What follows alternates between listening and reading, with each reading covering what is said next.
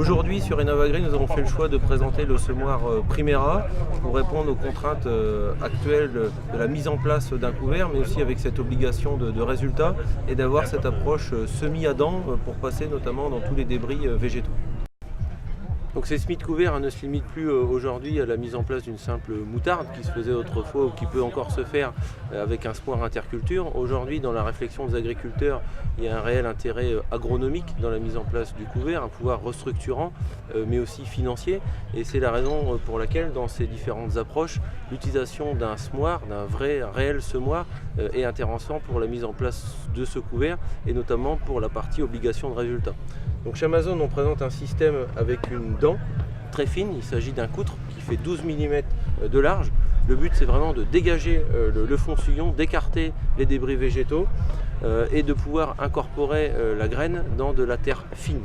Le Primera se décline en deux largeurs, version 3 mètres, version 6 mètres, mais sa particularité c'est vraiment que chaque élément semeur vont être totalement indépendants les uns des autres. On va pouvoir avoir une très bonne régularité vis-à-vis de la profondeur qui est gage d'un bon semis. Concernant justement cette régularité de profondeur, ce sont les deux roues arrière, les deux roues cages qui sont montées avec un petit biais qui vont permettre également aussi de refermer le sillon selon la vitesse d'avancement.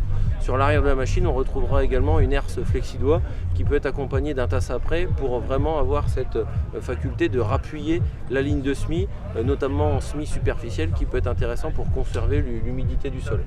Mais quoi qu'il en soit, cette approche dent est relativement intéressante pour passer dans la paille, dans des gros débris, mais aussi qui peut passer dans les couverts qui ont été semés eux-mêmes par ce même semoir à l'automne pour le semis de céréales, dès lors que ces couverts seront bien choisis, puisque le seul inconvénient de la dent, ce sont les plantes rampantes, et c'est des variétés à éviter dans le choix des couverts à mettre en place. Une utilisation sur 7 ans, c'est le taux moyen vis-à-vis du remboursement, on est à environ 11 € de l'hectare. Donc c'est vraiment une approche très intéressante en termes de coût d'utilisation à l'hectare, et ça c'est dû principalement au faible nombre de pièces en mouvement et surtout de pièces d'usure. La pointe de dent se change, donc c'est ce qui fait qu'on a des coûts très faibles d'utilisation à l'hectare, et encore une fois des semoirs spécialisés pour l'implantation d'engrais verts mais aussi les semis de céréales en arrière-saison.